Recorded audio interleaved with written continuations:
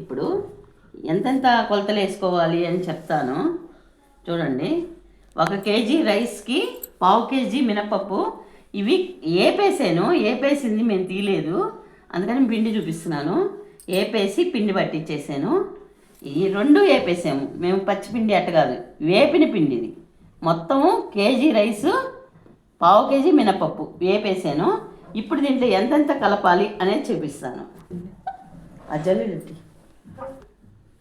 ఈ పిండి మొత్తం జల్లి పట్టేసుకోవాలి. ఎందుకంటే దీంట్లో నూక ఉంటుంది. ఆ నూక మన మణుగుల చెట్లకి ఇరుక్కొని పోయి దిగదు కిందకి. అందుకని మొత్తం ఏదైనా పిండి జల్లి పట్టుకుంటేనే బాగా నీట్గా వస్తుంది అన్నమాట. దీంట్లో ఒక 2 స్పూన్లు జీలకర్ర వేసుకున్నాను, ఒక 4 స్పూన్లు కారం వేసుకున్నాను, స్పూన్లు ఉప్పు వేసుకున్నాను. చూసుకొని కావాలంటే కూడా కలుపుకోవచ్చు, కొంచెం వాటర్లో వేసుకొని కలిపేసుకోవచ్చు, ఇబ్బంది లేదు. హీట్ వాటర్, ఇది వాటర్ హీట్ చేశాను అనమాట. హీట్ వాటర్ అయితేనే త్వరగా మెత్తగా ఉంటుంది పిండి, తొందరగా దిగుద్ది. లేదనుకో నాందనమాట.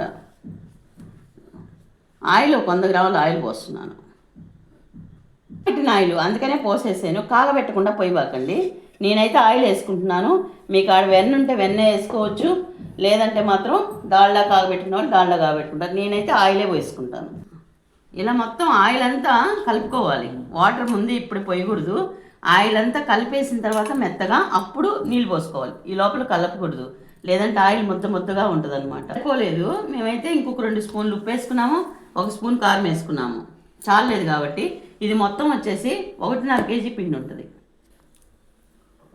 అలా కొంచెం కొంచెం కలుపుకుంటూ ఉండాలి. మొత్తం కలిపేమంటే ముద్దగా ఉండలుగా అయిపోద్ది. అప్పుడు ఆ మణుగుల చెట్టుకి అడ్డం పడి మణుగులు దిగవు. వేసాము, ఇంకేసుకోవడమేను. పిండి ఇట్లా కలిపేసాను, వేస్తాను చూడండి.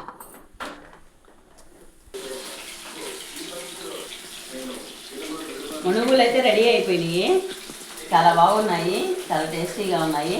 ఒకసారి అయితే ట్రై చేయండి, ఒక లైక్ చేయండి.